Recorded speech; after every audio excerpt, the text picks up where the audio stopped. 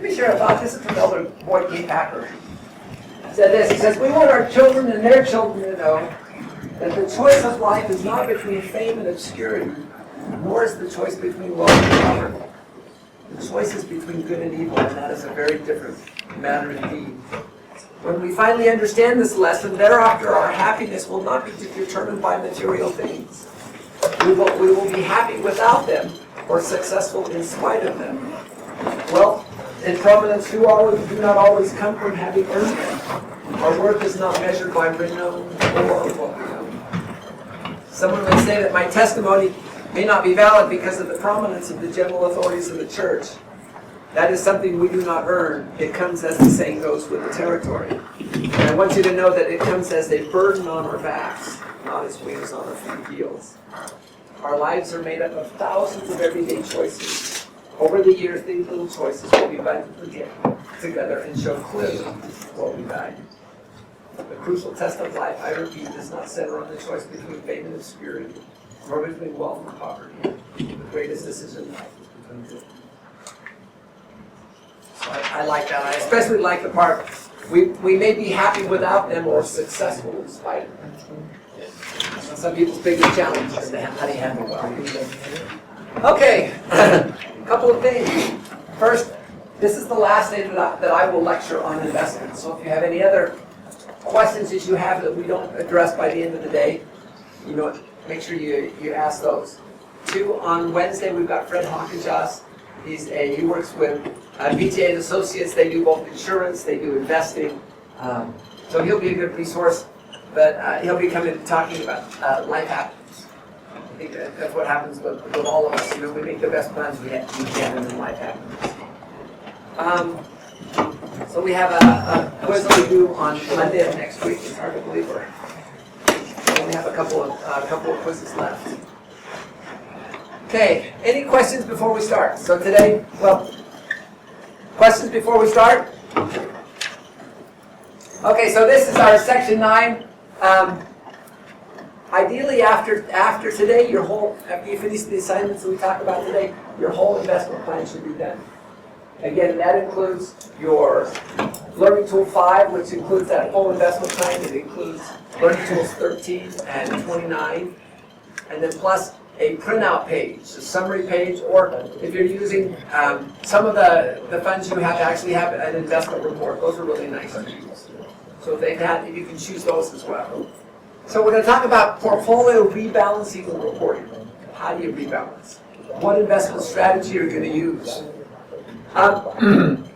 If you're going to use the new money/donations addendum, how are you going to utilize that? How often will you monitor and report? How often will you communicate the results of your portfolio?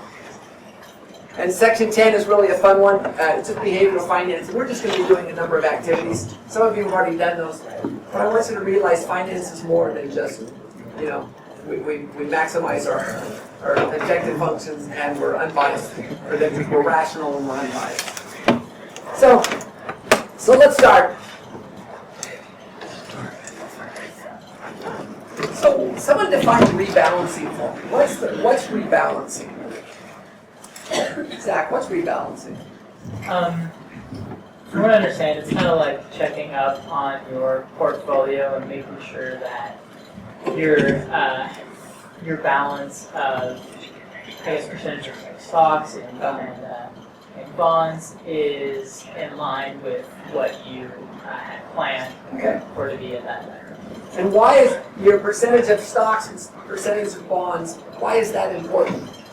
What does that indicate? I guess it indicates your diversity to risk. Your diversity to risk. So your asset allocation really is indicative of your risk level. And you will rebalance your portfolio to bring it back into your asset allocation targets, or in other words, to bring it back into a risk level you're comfortable with. There's nothing worse than investing in a risk level that's not yours. Are there better ways to rebalance your portfolio? Aaron, what are different ways you can rebalance your portfolio? Other than the type of assets and what allocation you said? Yeah. Well, so Because yeah, there's the percentage you're supposed to have in stocks and bonds and things, and there's the, I can't remember if there's one about risk tolerance, that's the same thing. So as you Or using set your IPO. asset allocation targets, percent bonds and cash, you're actually setting your risk for the whole portfolio. What would cause us to need to rebalance? They grow at different rates. They grow at different rates. Other things that could cause a need to rebalance? You get older and your risk changes. Yeah, your risk changes. You get married, your risk changes. Other things. So there's really a lot of different things. Changes in asset class, that's normally what happens. Which do you think has higher performance, stocks or bonds? So generally what you would expect is stocks would probably require a rebalancing more often than bonds would. Changes in investor risk objectives, again you get married, your spouse has a lower risk tolerance than you do. Introduction of new capital, introduction of new asset classes. As you go along, you may think, hey, maybe I would add something to emerging markets, or maybe we do want to add a little bit to international here, or a little bit of real estate investment trust. So you can do that as well. So rebalancing is critical because it keeps your portfolio at the risk level it should be, which is your level of risk tolerance. So there's another thing here. Anyone heard of tracking error? What's tracking error? Anyone heard that term? What does it sound like? Is it the difference between your portfolio return compared to the benchmark? Right. So it's the difference between your portfolio return and the benchmark. Today was the first day after the end of the month. I got my reports from TD Ameritrade for our asset management fund. And so we watched this tracking error very carefully. Ideally, you want to have the positive tracking error or negative tracking error. You actually want to have positive tracking error. But that's important. If your portfolio is not consistent with your level of risk, the risk that you want your tracking error will be probably negative or substantially high. And so what we want to do is we want to do three things. We want to minimize transaction costs, we want to minimize taxes, and we want to minimize tracking error. So we've done a good job rebalancing the portfolio if we've done those, if we've minimized taxes, transaction costs, and tracking error. So that's kind of our framework here. When I first taught this class, I came up with like 7 different ways to rebalance portfolios. Some very quantitative and things like that. Well, I found that over time about 95% of people just use these 2. So I got rid of the other 5. So periodic base, what does it sound like?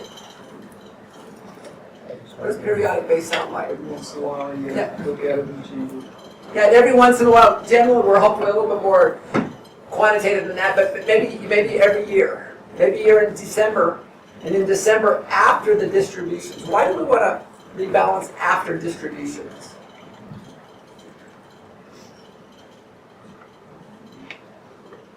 Otherwise, you have to do it twice. I mean, that's part of. Well, but you can tell the mutual funds you want to reinvest the shares. Remember we talked about this, Amy? Also, you don't want to have non-qualified dividends. And you don't want to have non-qualified dividends. You buy the share on December 19th for $10 a share. It goes ex-dividend on December 20th. They give you $1 dividend. True, that gets reinvested back in the fund, but now you've got to pay taxes on that dollar at whatever your marginal tax rate is. If you wait until after those distributions, then you won't have that problem. So periodic based is probably the easiest. The longer periods have lower transaction costs. The nice thing about that is it's easy to do. Again, you sit down at the end of December, kind of rebalance to your target weights. Disadvantages, market performance could be, it could cause you for a significant period of time during the year to be out of where you should be. And the performance depends on the timing of market moves and the rebalancing. The second one is percent range based. Now what you'll do is you'll just watch your allocation. How hard is it to see what your portfolios are doing? If you have something like a Quicken, there's the thing, you're investing and you put investment asset allocation, and I just once a week I'll just take a look at it to see how far I'm off. You can actually put things in, put your target, and it'll actually tell you how much you're off in each of your asset classes. So realize that this stuff is not hard to do. So you'll rebalance every time the actual holdings is plus or minus 5% or plus or minus 10%. And so again, here what it does is as the market moves, it will trigger the rebalancing.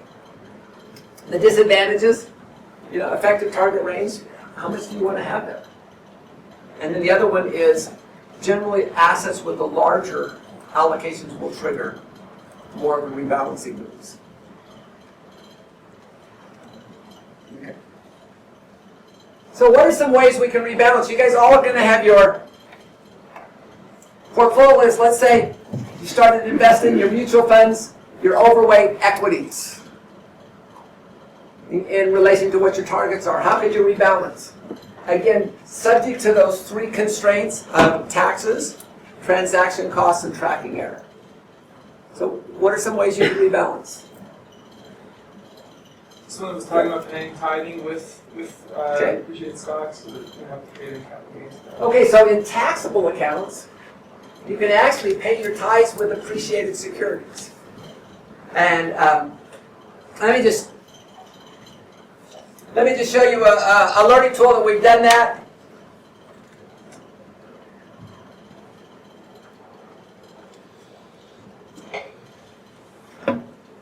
So here's how easy it is. Again, you'll call this in. These are just the names of people that I've worked to. So we'll donate, follow the account. Now it used to be you could do this. You could say, okay, I want to do $816. It would equate to that. And now last year they started saying, now you have to tell us the number of shares. So you have to calculate there you showed. But you would say, okay, now I'm going to transfer 83.502 shares of S&P 500 SWPPX, and that will go X for tithing and X% for mission and X% for fast offering and things like that. Could you also do this to some of your other charities, like a United Way or Kids on the Move or things like that? The answer is yes. So making donations with appreciated securities is very, very much something that you could and should do. So what does donating appreciated securities allow you to do? Avoid taxes. Yeah, avoid taxes. How about transaction costs? If they're mutual funds, will you have any transaction costs? No load mutual funds? The answer is no. So we've done that. This will allow us. The hardest thing in my case is taking the money that you would have spent for your tithes and offerings and then buying rebuying the underweight asset classes. Okay? At the top of that form say that it won't show up during tithing settlement? It won't. It doesn't show up during tithing settlement. So your bishops don't know exactly how much. They'll just know that you're a full tithe payer. Okay, what's another way we can rebalance? Also maintaining that same concern for taxes, transaction costs.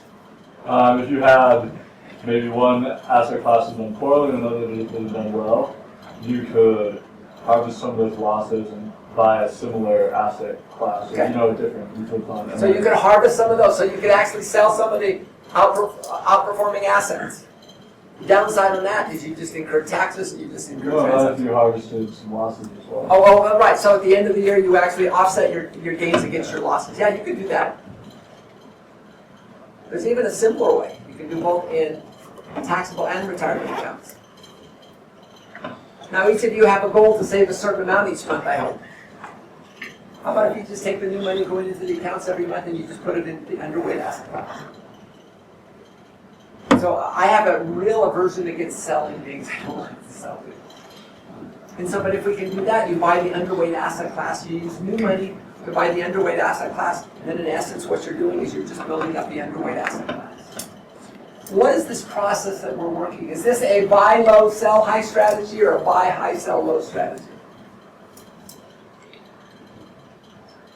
So if you've got an underweight asset class and you're buying into it, generally does that mean that asset class is outperformed or underperformed?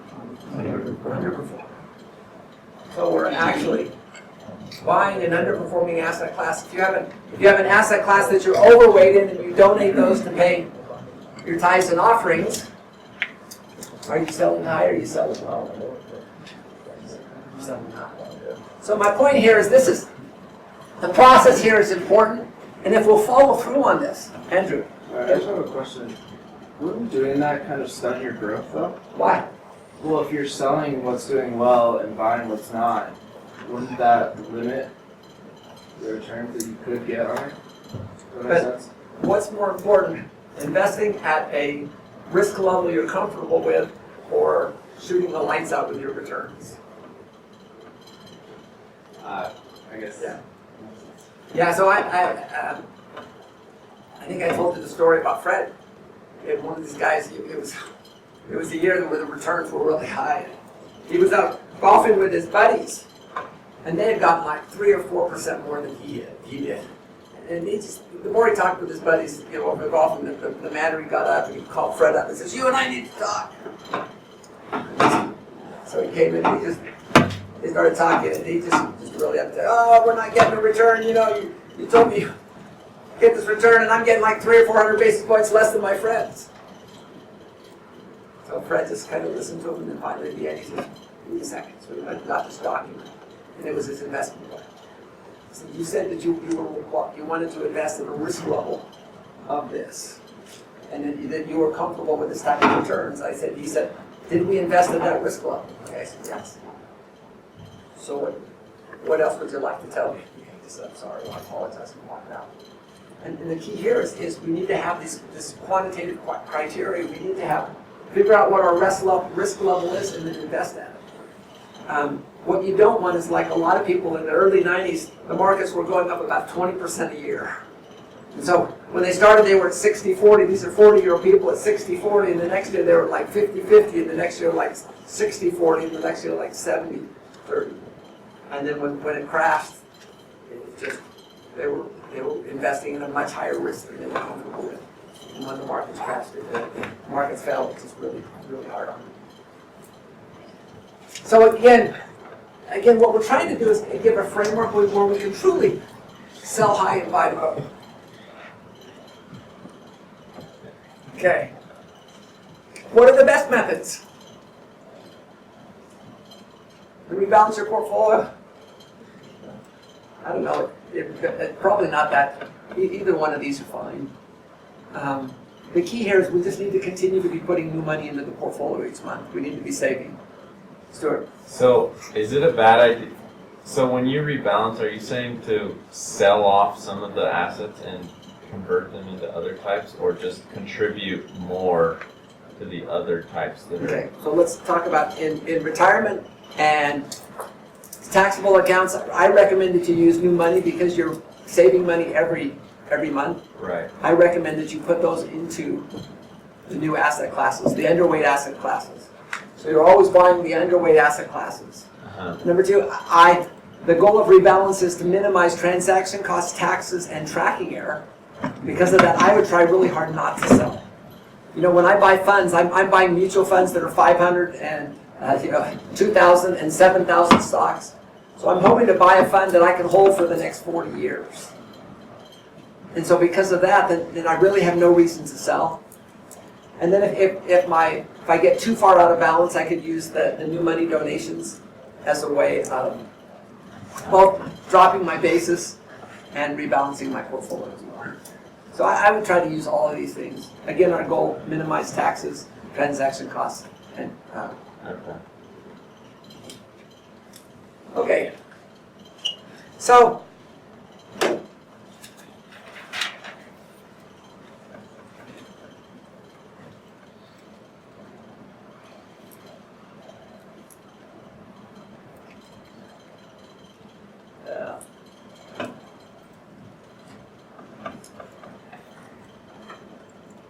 So this is this is just a case study on what we've just been talking about.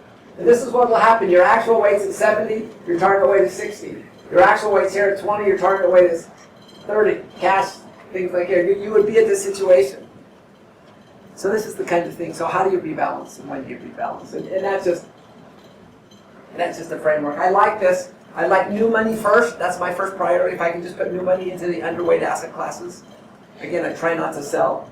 If I'm going to sell, though, I'd prefer to sell in a retirement account rather than a taxable account. Why? Debt, because either my taxes are going to be deferred or I don't have to pay the taxes on it. Okay, what's more important, risk or return?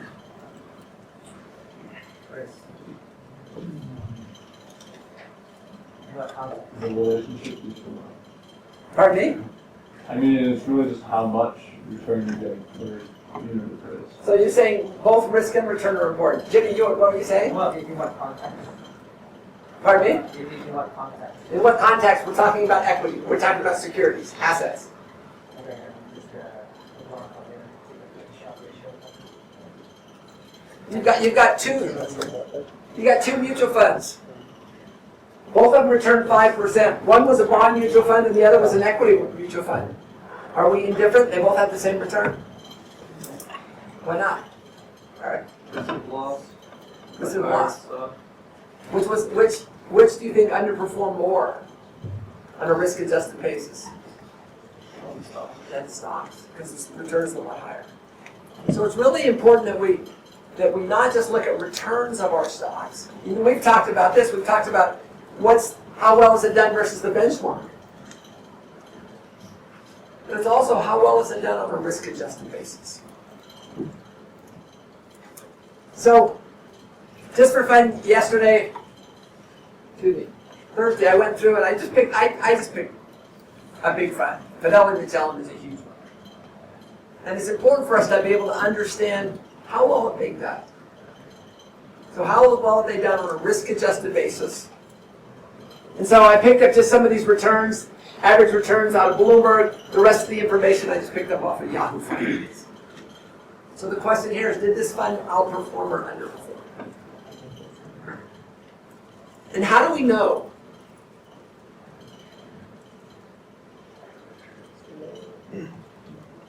Well, the beta, which is like a measure of risk, is higher, but the return is lower. So the beta's higher. So this is probably a bad choice. I probably should pick up a different one, just because the return. So it's got a lower return and a higher beta, so we can already tell. But I thought it would be good for us to go through. There's a number of different measures, and you read about the three: the Sharpe, the Trainer, and the Jensens Alpha. So let's just kind of go through here.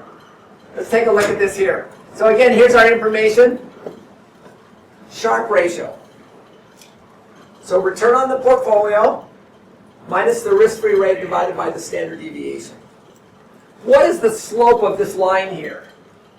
You guys remember you've got your efficient frontier, and this is really just the slope here, that line where it hits the tangent on the efficient frontier. So ideally the one with the higher number, the higher slope is better. So what is the Sharpe ratio?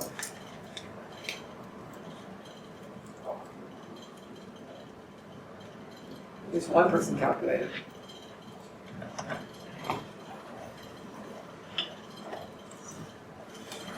Liz, what'd you get?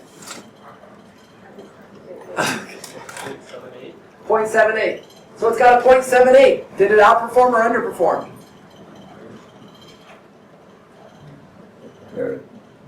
So how do you tell? So Nathan, did it outperform? It's got 0.78. Did it outperform or underperform? Underperform. How do you know? So what do we do with the Sharpe and the Trainer ratios to be able to tell if it outperformed the market? It's greater than 1. No. Just compare it to something, right? Pardon me? You have to compare it to. You compare it to the market. So you run the same calculation on the market. So what's the Sharpe measure on the market? 0.95. And so now we can actually see, okay, this is 0.78, this is 0.95. Did it outperform? How about with our Trainer ratio? So now the only difference here is instead of dividing by the standard deviation, we divide by beta. So I want to calculate what your Trainer is for the portfolio, or I should say for the fund.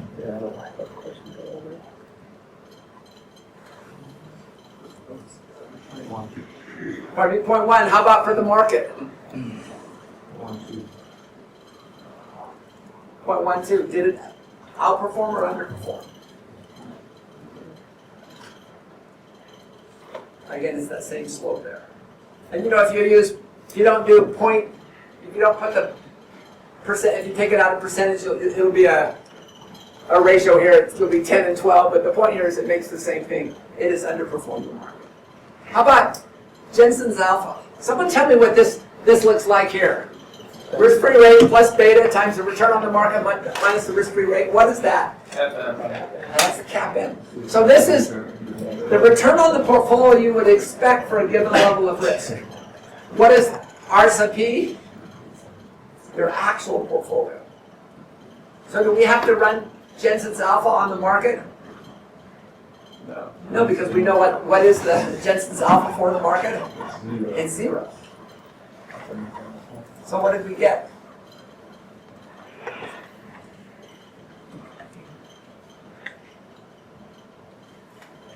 Someone really calculate that for me? Negative 3.7. Yeah, negative 2.7. So did it outperform or under? Actually under. So anytime that's negative, that's underperformed. So are we outperformed on all three measures? Jensens, Trainer, and Sharpe. Which is most appropriate? Generally, if it's a single investment, if this is just the only thing they have, I'd use the Sharpe ratio. If many alternatives are possible, or if it's only part of the overall portfolio, so like this one here, this is just part of the overall portfolio, Trainer measure versus the Trainer for the market, or the Jensens. And generally, I mean, this is what I read. Trainer is just a little bit more complete because it adjusts for risk. Is there ever a scenario where one tells you it's outperforming and one tells you it's underperforming? Oh yeah, there is. A lot of times that happens. And so you just have to understand. And now bring this up to this case study here. Okay, would it be nice to be able to find a place online where you can actually get these Trainer ratios and the Sharpe ratios? So what we're going to do is we're going to divide into 5 groups. Liz, you want group here? Why don't you do VIPSX? From Mike, the back 2 rows, why don't you guys do SWPPX, which is actually an index fund. Zach, from you forward to the Nielsen's, if you could do SSEMX. And then the group there at the back, why don't you do PGSIX? So what I'm going to do is I'm just going to take you through and just show you how to do it. And I'm going to take you with a...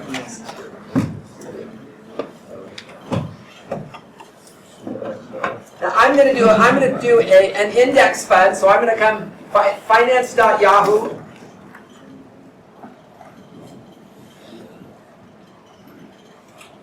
Now what I'm going to do is I'm just going to put my ticker in there. I'm going to do VFI index.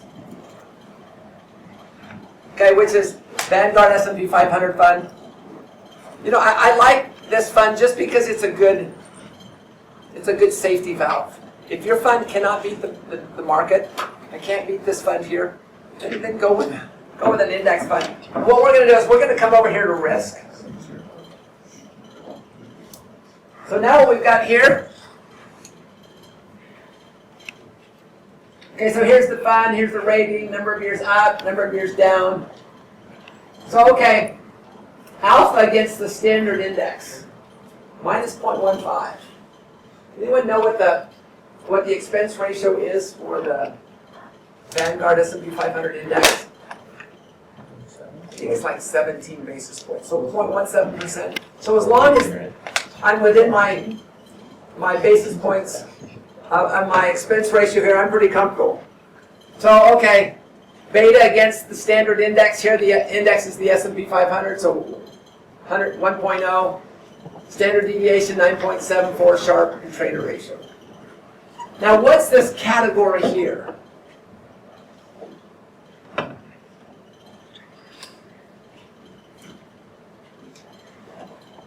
Is that the index? The answer is no. It is all similar mutual funds in the same category. So in the case with the S&P 500, that would be large blend. So it would be large cap blend stocks. But right now we don't have a way of coming up with the index. But just out of curiosity, let's compare this index fund versus the average of every other large fund stocks. And so what we're going to do is we're just going to compare an index fund to the average of these other ones. So on a 3-year basis, has it outperformed or underperformed versus the Sharpe ratio? 3-year outperformed or underperformed? 1.23 versus 1.1? Outperformed or underperformed? Outperformed. How about versus the trainer? Outperformed as well. How about over 5 years?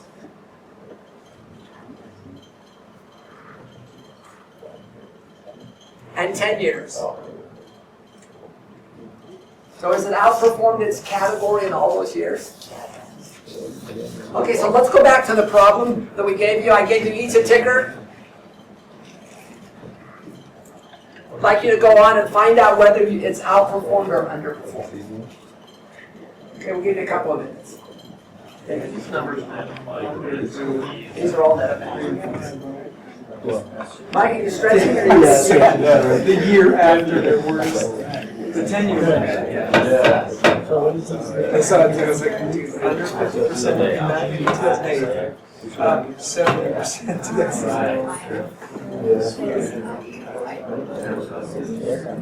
So the Sharpe trainer.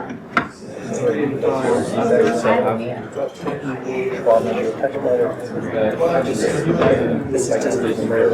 it's great. Yeah. You in our group? Oh, yeah, I'm the only one without one. Yeah, so I figured you guys got Rachel is our spokeswoman. Just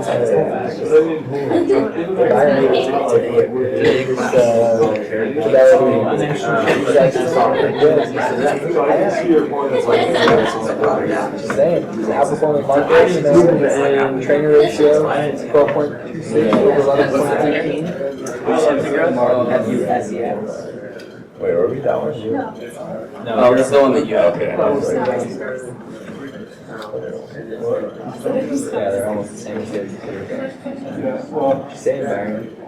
I was figuring. You gotta give me some Not my money. They're not formal. Okay, one of the other things we're going to do here is we're going to assume the category is a proxy for the market. Actually, we know that that's not the case. So the category is actually underperforms the market. But we'll use that as a proxy just to kind of help us to do that. Okay, let's start with our first one. Did it outperform or underperform? Let's outperform minus 0.36 versus minus 0.52. So it outperformed. How about our second one? Outperformed as well. Third one. Now, again, this is an index fund. I know because it's in my portfolio. But that's an index fund. You can still, compared to the category, it's still outperformed. How about our third one? Oh, we're not. Oh, you're the fourth one. We'll go to the fourth one. There we go. Notice it underperformed here, underperformed there as well. How about our last one? Outperform or underperform? So this is an underperformed, and then that right there is outperformed. So that one's got both. I put E because I thought it was close enough, but that's a judgment call as well.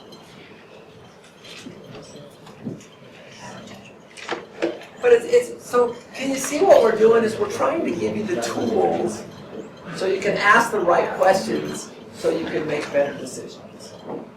And so understanding how to calculate risk-adjusted returns is important. Do I have to calculate risk-adjusted returns for my index funds or my ETFs that follow a specific index? Theoretically, no, because they should just deliver what the money returns are. You've got to be careful because there are some funds that call themselves index funds that have significant fees and the returns that they've done well. They have not basically matched the index fund return. So just be careful on those things here. Okay, any other questions on kind of our investment plan? You now understand about rebalancing. rebalancing methodology, know about risk-adjusted returns, know about calculating, Sharpe, Trainer, Jensens Alpha. So, questions on that? Okay. Let's spend a little bit of time with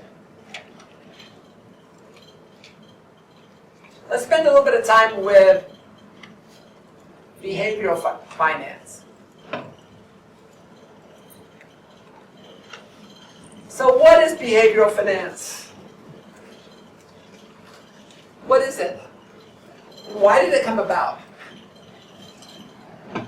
So what does it sound like? Lisa? Because the assumptions necessary for finance are not always accurate with some. Right, we've got a couple of assumptions. One is we're rational. We make rational decisions. Another one is we're unbiased about our predictions. That we take all of the information in and we're unbiased as we make those predictions. Do you guys think that's the case? That's probably not. And are there other specific assets of personal behavior that go against? I always think about, we know if we trade too much we'll lose, and yet people still like to trade. We know if we buy expensive mutual funds, the performance is going to be a lot less than an index fund, and yet we sometimes will go and buy expensive mutual funds. So questions, why should we learn behavioral finance? Matt? I think more for ourselves than for anything, just so we can learn what maybe our weaknesses would be, what our biases are. Yeah, so what that our way we can- weaknesses and what our biases are. And then once you understand what your weaknesses and your biases are, then you can institute kind of rules and regulations so you don't make those mistakes. When I first started off doing portfolio manager, I remember putting out an order for a certain share. I wanted to buy a certain amount. And the next week I put out an order again for that same share because I hadn't heard from the brokers that we had received it. And then the next day I got two orders that I had purchased both sets of shares. So twice as many shares as I wanted. And then I realized, okay, this is not working. So what I learned to do is I put my orders in on Friday, and then I put good until the next Thursday. So this order will close out on the next Thursday evening at midnight. And then if I didn't hear anything on Friday, then I would know that the order was not filled, and then I would put in new orders. So now instead of kind of just investing on a whim or things like that, I have structure in place.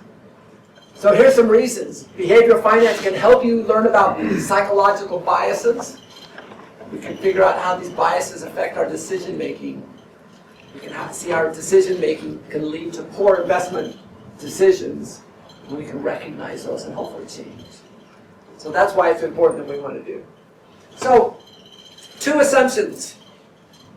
We're rational and we're unbiased predictors. So here's a question number one. Are we really rational?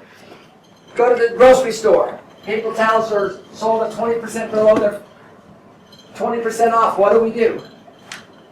Stock up. Yeah, we stock up. Here's the same thing here. Now it's the same thing. But now instead of paper towels, it's Boston Scientific. It drops 20%. No one knows why. So what do? We sell. And if Boston Scientific starts going up, we want to buy more. Why? Is it rational? Yeah, it's not. Now there's a difference. It could be a skinned knee or it could be a broken leg. We talked about it in 415. But why do we handle these two things differently? Do we have our own biases? Which is larger? We all know which one's larger. They're both the same size. We all know that they're both the same size, but does the top one look larger? Yeah, we have biases there. And that's the challenge. So let's talk about prediction biases. So a lot of people think our brain works just like a computer. It assimilates all the information and it spits out the right answer. Is that right? Does the brain do that? And the answer is no. It uses filters. It uses shortcuts. And often those filters and shortcuts will lead us to incorrect decisions. So let's do a question on prediction bias.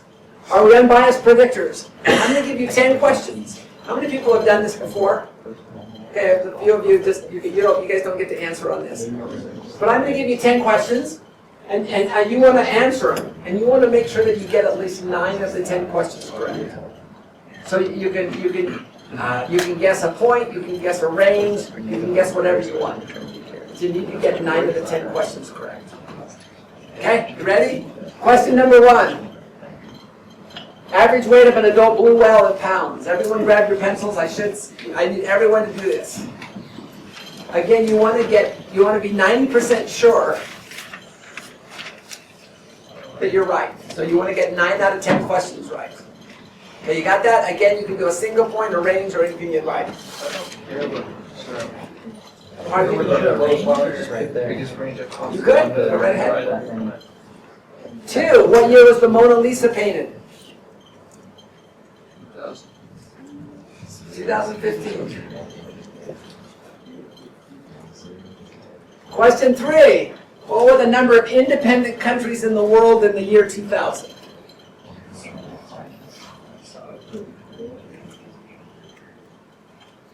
Question 4.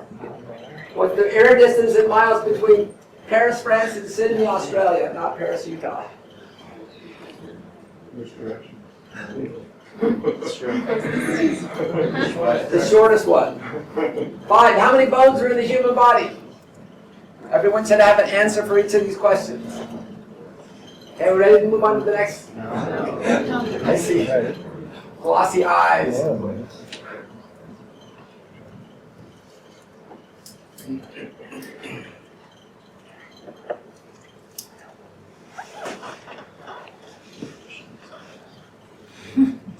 Is it okay if I move on?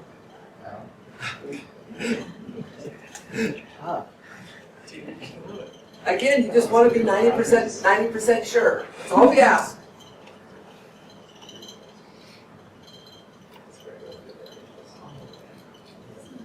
Okay, I'm going to move on.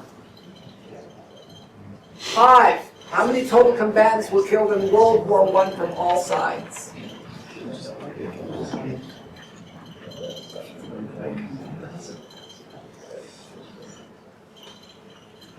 6. Or 7. How many books were in the Library of Congress in 2000?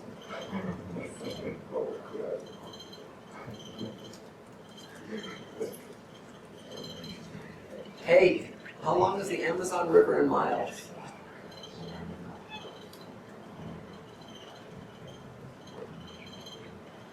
9. How fast does the Earth spin at its equator in miles per hour?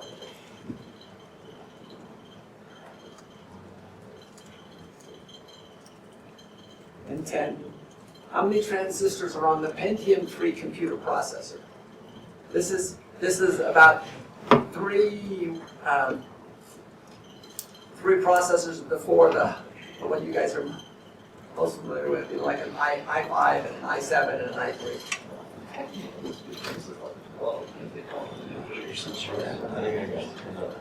Okay, are we ready to move on? Find out your answers? Everyone should be 90% correct. You want to make sure you've got 9 to 10 questions. Okay, let's go. Which one do we need to go back to? Okay. Okay. So what I'd like to do, wait at the blue well. I'd like to at least one person tell us their guess, and then we'll go on. And let's have just 10 different people give us. So, weight of the adult blue whale, what was your guess? 85 tons. 10 tons. 10 tons? Sure. 250,000 pounds. Okay, how did you miss that one?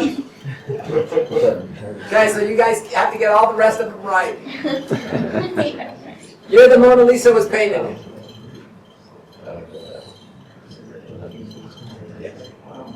Joe, you raising your hand? I put between 580 and 1980. 1513, you're right.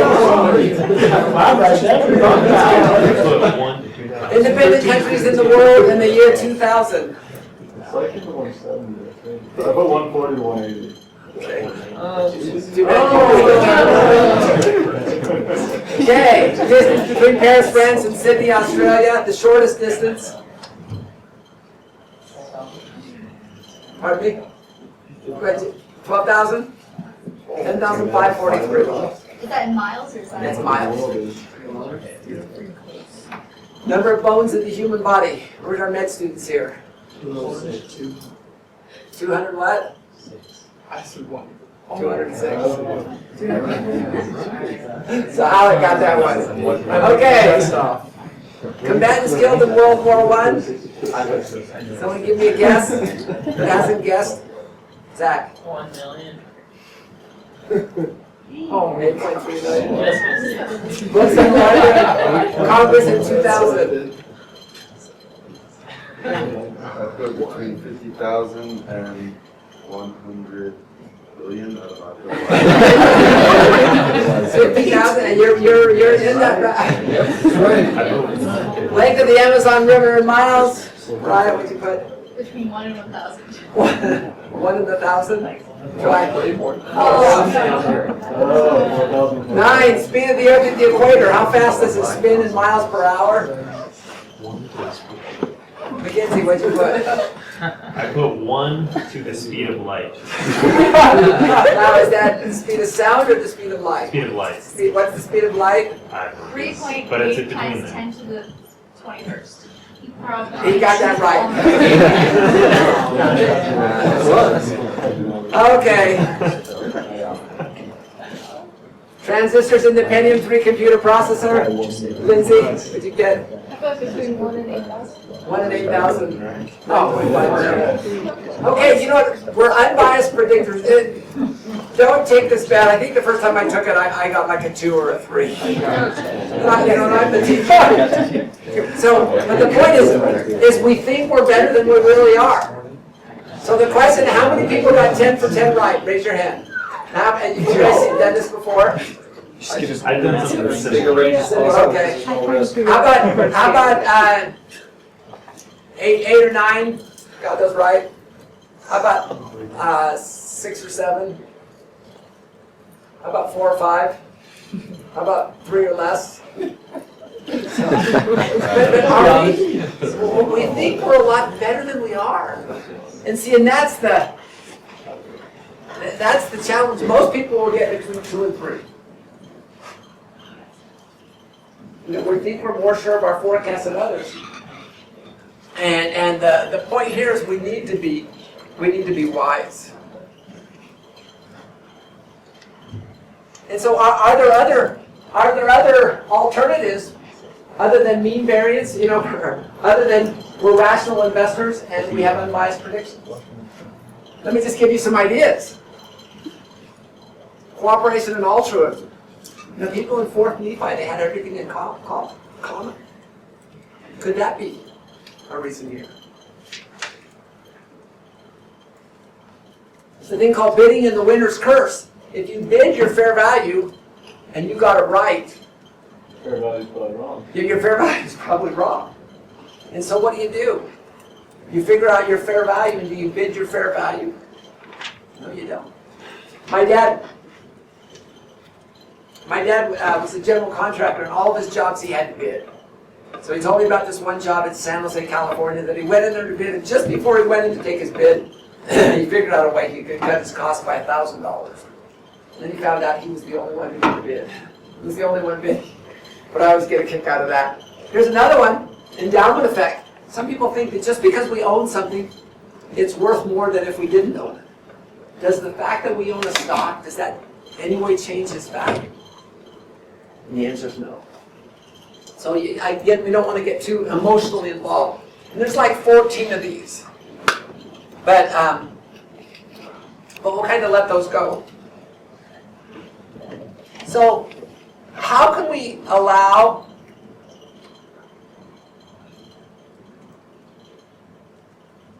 how do we use this to be better investors? Because that's really what we want to do. We want to become better investors. Yeah. Trust more in our plan and not in our individual decision making. Yeah, trust more in your plan. Trust the fact that you're the good news now, there's no fear of greed right now. All you're doing it is for you and a little bit for a grade. But there's a lot of thought that's gone into this. Other things you can do. Where do you make mistakes in investing? And can you set some rules to help you so you don't do that? Other thoughts? Things that we can do to use behavioral finance to help us to be better investors. Because that's what we want. Andrew, what are you going to do differently because of this 5-week class? Or these 5 lessons on investing? My investment strategy up till now has been a gambling man approach. Gambling man approach, okay? Where I just picked a stock that I liked and went with it. Okay. Which has had some interesting outcomes. It's done well, actually. Surprisingly, I'm happy with it, but... So it kind of reminds me, people ask me, why don't we do one of those stock competitions where you have 6 weeks and you have everybody pick stocks. You want to know why? Half the people will think they're good at it. Yeah, so what would I do if I do that? There's no money on the line. So I would find the most volatile stock with the lowest price, and I'd put everything on that one stock. Because if it was volatile and work, I'd be the winner. And if it's not, I wouldn't. But is that the way we teach people to invest? We're the exact opposite. I teach you guys to buy something and hold it for the next 40 years. How boring can you get? Except when you're going to take the money out and it's over for retirement. So, so it's just kind of interesting. So let's just share a few thoughts. One, understand your biases and control your investing environment. So the question here is, how do we do that? Are you too overconfident? Do you trade too often? So how do we control our investing environment? Limit the opportunities. Articulate your ideas in a well-written investment plan.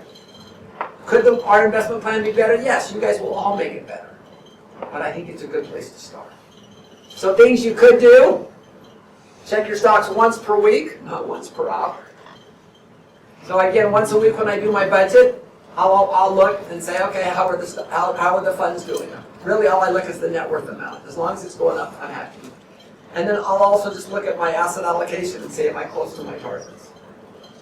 2, make trades once per month on the same day each month. What you want to do is avoid too frequent trading. Now, in my position, doing asset management, I had to make trades every week. You guys don't have to do that. But do it once a month. And again, always do it after the distribution dates, so you don't have the tax impacts. Number 3, annually rebalance is needed. But I want you to rebalance in the most tax-efficient manner. Add to underweight assets with new funds. Make asset allocation changes, use donation of appreciated assets. Again, not assets you've lost money on, but only appreciated assets because you get the tax benefit. So you know why you're investing. What are your goals? So it's really important that investing is a means to an end and not an end in itself. So that's why I want you guys to be writing your mission, your values, your vision, your mission, and your value statement. That should be a starting point. And then you're going to be working on your long-term goals. Investing should basically lead you to your long-term goals. Or should be a means of accomplishing your long-term goals. If you want to trade for fun, that's fine, but put a certain dollar amount in there, and once that money's got to be good. So, don't continue.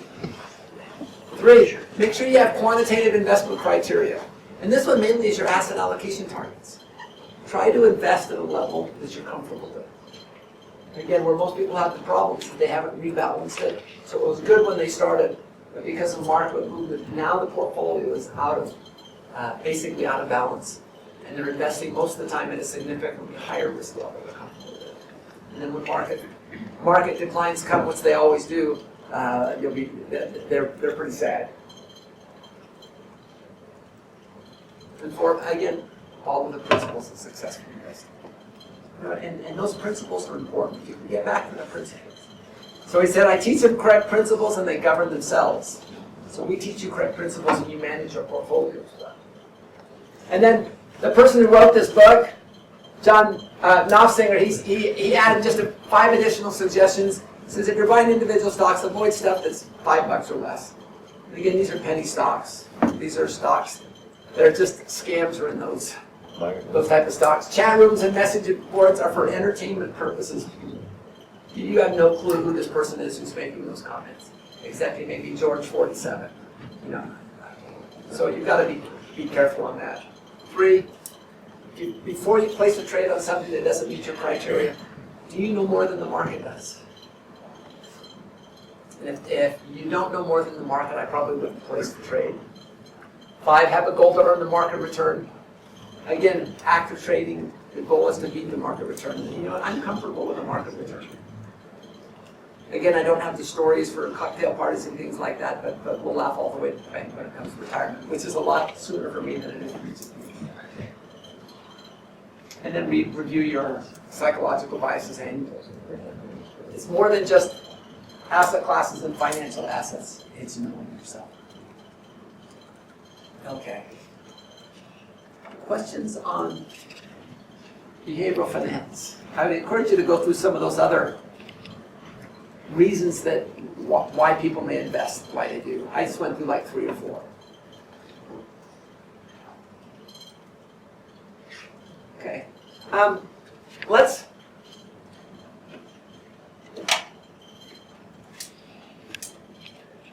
spend the last few minutes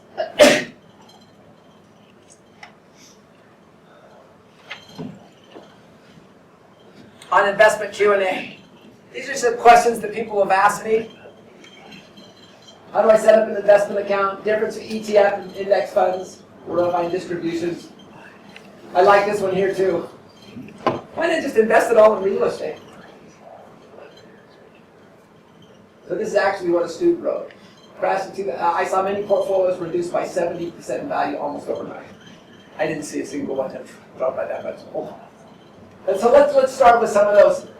How many people have set up investment accounts before? Is it hard? How long did it take you? I'd say about 15 minutes. Yeah, 15 minutes, 10 to 15 minutes is about right. So let's talk a little bit about what they need. So one of the principles is to reduce costs. So if I can go directly to a mutual fund company, and so it's a no-load company, and I don't have to pay loads or things like that, I would do it. The nice thing about something like Quicken or Mint is I can go to 5 different mutual fund companies in about 25 seconds apiece, and to bring all the data on in. So my goal is, again, to minimize those costs. So these are the things that we need. Number 1, your account type. We'll talk about this next week. But for most of you, if you're investing just for a taxable account, it would be general investing. If it's for retirement, you could actually do a Roth or an IRA. Roth IRA or a traditional IRA. You could also do a SEP or a simple. Then if it's general investing, they'll ask you what type of things will you be investing in. Most of you will just be doing mutual funds. Again, I strongly recommend you don't buy individual stocks until you have like a $500,000 portfolio. They'll need your social security number, your birthday, email address, home address. And those are the main things you'll need to fill out. A second thing, you'll select your investments. And so if you go to a company, you should probably likely already know what you should be investing in. And so make sure you have sufficient funds for the initial investment. Sometimes they'll have like a $3,000 initial investment, but if you'll do $100 a month from your checking account, they'll allow that as well. So that's called an additional automatic investment program. So select the funds and the dollar amounts. Third, your funding method. I like just electronic bank transfer. I give them a routing number. I give them my account number. I tell the account number, and then they just transfer the money there. So those are viable methods as well.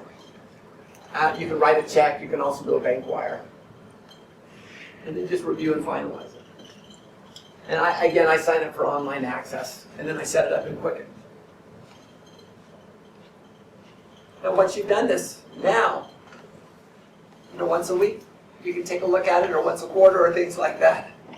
Make sure your asset allocation is within your target ranges. And if it's not an index fund, if it's an actively managed, you can kind of just check that annually versus fees, how it's doing. I'm going to go to Vanguard and let's just take you through. Let's just take you through opening an account. So Vanguard.com.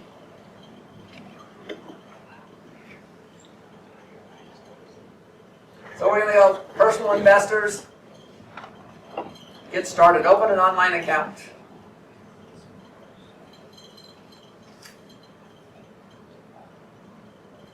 Okay, open a new account. So we can either open a new account, roll over an employer-sponsored retirement plan. If you're leaving a company, the last thing you want to do is them to write you a check. Why don't you want to take a check for your retirement account? Cashing it out. Yeah, so what they do is they'll give you all of it minus 10%. And you have to put 100% back in to not get taxed. And so what you do is you roll over an employer-sponsored retirement plan, and then you instruct them to make the transfer themselves, not with a check to you. I think that would actually be 20%. Yeah, I think you're right. Is that third option have tax implications? Transferring Okay, let me see. a non-retirement account? So if you have like another, Right, so if you have one account with another place, you can move it to What are the tax this implications? place. If it's institution to institution, there should be no tax. So we'll open a new account here. Your username and password, you can. Let's see if we can know. Are you registered with Vanguard? Continue. So tell us about you. So here's all this information you need about you. How are you going to pay for it? Review and sign up for web, and next steps. So we'll continue. And are we investing for retirement, general savings, or college? Probably general savings. Okay. Individual, joint, or trust. So it's for you and your spouse? Joint. Information on owner one.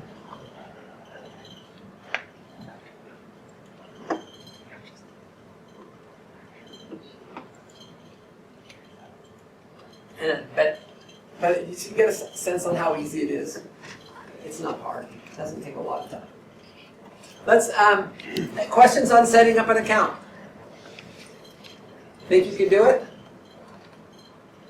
Okay, let's just go through a few more questions and see if we're interested in these.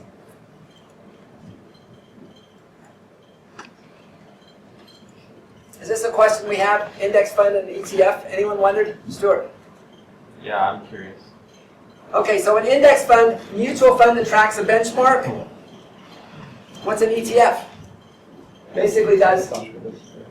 It's also it is really an index fund, but that actually trades throughout the day. So here's just kind of some key things. An ETF trades like a stock. You can buy and sell it throughout the whole day. How often can an index fund trade? Once a day. Once a day. At transaction cost to trade, you have to buy it. It costs you to trade. There are some, for example, if you go to Vanguard and buy the ETF, they won't. Sometimes in the past they haven't charged you. So realize that. Lower management fees. I think the ETF for Vanguard is about 12 basis points, whereas the index fund that most of us could buy is about 17.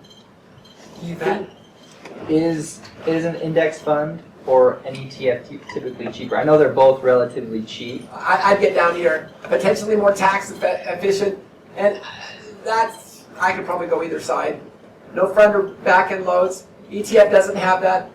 The index fund, if it's a no load fund, doesn't have that. But you've got to watch. I've noticed that there's a number of index funds that you have to pay a front end load for. So be careful there. No cost to buy and sell, no load. Trades once a day, generally higher fees. And generally tracks an index better. And the reason being is if you've got an ETF, it trades throughout the day, and there can be differentials between the actual price and what you pay for it. So does this make sense? So if you're going to put money in every month, which would you want? An ETF or an index fund? Probably an index fund because you're putting money in and out. How about if you're going to put money in now and you're not going to touch it for 40 years? Kind of an ETF because it's got a little bit lower management fees. But it's important that you understand the differences on these. So when would you choose an index fund over an ETF?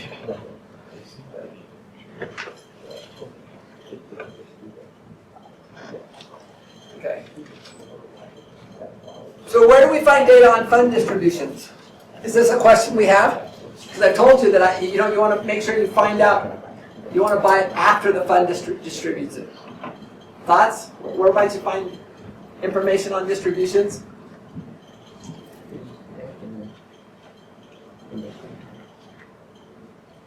There's a lot of different sources.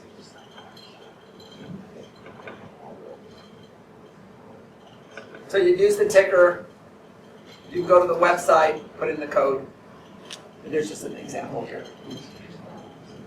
Okay, I'm going to let you review them. There's a few more questions. Any other questions we have on investing? Again, when's the investment plan due?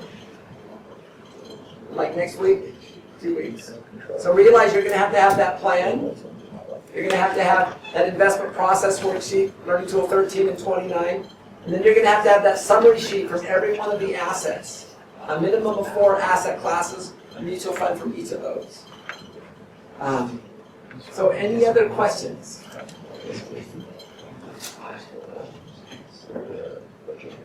So you mentioned a couple times that it's good to buy funds like after the date. Like that. Right. But if you got it right before, wouldn't you still get that dividend and you'd be paying taxes on it? Right. But you'd be better off than not having to do it. Actually, what happens, so let's just assume that the price of the stock is the same. On December 19th, you bought it for $10 a share. December 20th, it said it's making a distribution of $1 per share. What's the new NAV? The NAV before was $10, so what's the new NAV? So $10 minus the $1 distribution, so the new NAV is $9. And now you've got, instead of 1 share, you've got 1.11 shares. Okay. So, but now that $1, your marginal tax rate is 15% federal and 7% state. So come April, you have to pay 22% taxes on that dollar. If you would have waited one more day and do it after the distribution, you wouldn't have any taxes on that dollar. So that's the logic behind that. Does that make sense? Yeah, I think I'll have to look at it more. Yeah. So what happens, anytime you get a distribution, it's a taxable event. So if we can minimize those distributions. Sometimes it really doesn't matter. Look at this. So what we can see here on this one here, it's about every 3 months. 63 cents, 70 cents. It may not be that much of an impact, depending on how much you own. But I'd like to just warn you guys that before. Other questions? This might be, I don't know, this one. Well, my question is, if you already have, index funds, right? And you want to exchange for a different index fund. Say you have REITs and you want to invest in, the regular S&P 500, this one, right? Is that a taxable event? Just exchanging it? Okay. It's a taxable event. That's But what I could do is I donated the one I want to get rid of to charity. To a charity, and then I buy the other one with the money I would have spent. Then all of a sudden I've eliminated taxes, and I at least cut my transaction costs down. Yeah. Okay. So why don't we take a few minutes? Let's take a couple of minutes. Pull out your digital dialogue box. Think about what your takeaways are from today. We've talked about a lot of things. A lot of things that I think if you will think through and utilize in your investing lives, it will save you money.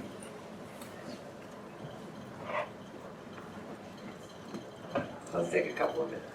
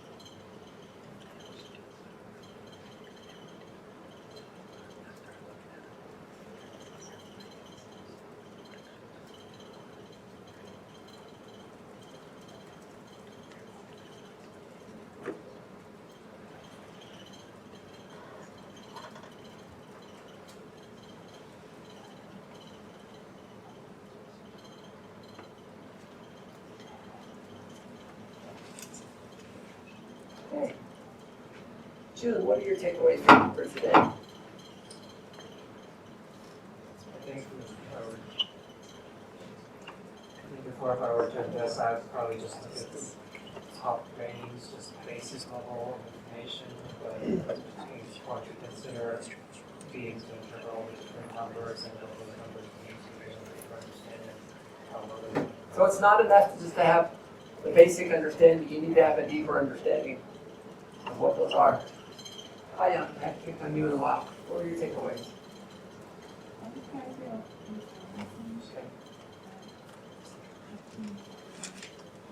What's a rebalancing, keeping your risk level up to other? Matt? I like just going to the Yahoo Finance with the risk and being able to see it already compared to like a benchmark, and then that, I thought that was really helpful. So while we're here at BYU, we've got access to Bloomberg that's got a lot more data on it. Yeah. But that's not a bad one. Mark, how about you? What are your takeaways from today? I like to kind of talk a lot between the ETFs and index funds. Okay. And then if we're going more in the future, I always thought for some reason index funds would be better than the actual cost. Realize it's 12 basis points versus 17 or 15 basis points. But Not it's by still- much, but still. Yeah. Cassie, how about you? I learned that you don't just want to sell stuff. It's doing really well. You have to make gains. There's a lot more. Don't just want to sell stuff, especially if you got large capital gains. There's a lot more to think.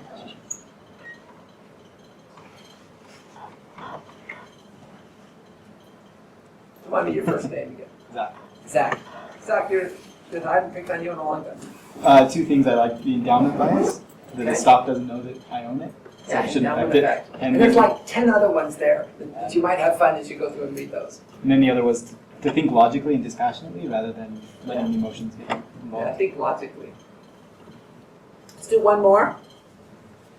So I had read a lot about the policy for balancing, where like people will like sell off what's doing well to buy more of what isn't, and just some arguments both for and against. But like listening today, it just makes sense to not so much think about the returns, but think about the underlying risk that is associated with those assets. And when you let yourself get too heavily invested in one, it can damage you to the discussion. So the reason we rebalance is not to cut our return, but really we rebalance is to bring us back in line with our risk level, which is basically our asset allocation. And that way we'll be investing at the level we're so much more comfortable with. Let me just share 3 little thoughts, investment takeaways. The challenge for any portfolio is to buy low and to sell low. So if you'll use this new money / donations addendum as you rebalance your portfolio, again, new money is first. And then if you have to sell, then you do your donations. Then you'll be able to, again, minimize transaction costs, minimize taxes, and minimize the tax. 2, your choice is not between actively managed funds and index funds. You can have both. It's okay to have actively managed funds. However, you just need to check them loose annually to see how they're doing on a risk-adjusted basis. So if they're not outperforming the benchmark, if they're not outperforming the index fund, you can always sell out and go into the index fund. And the last one, remember the big test in life is not between fame and obscurity or poverty and wealth. Always remember the biggest test in life is about. Thanks everyone.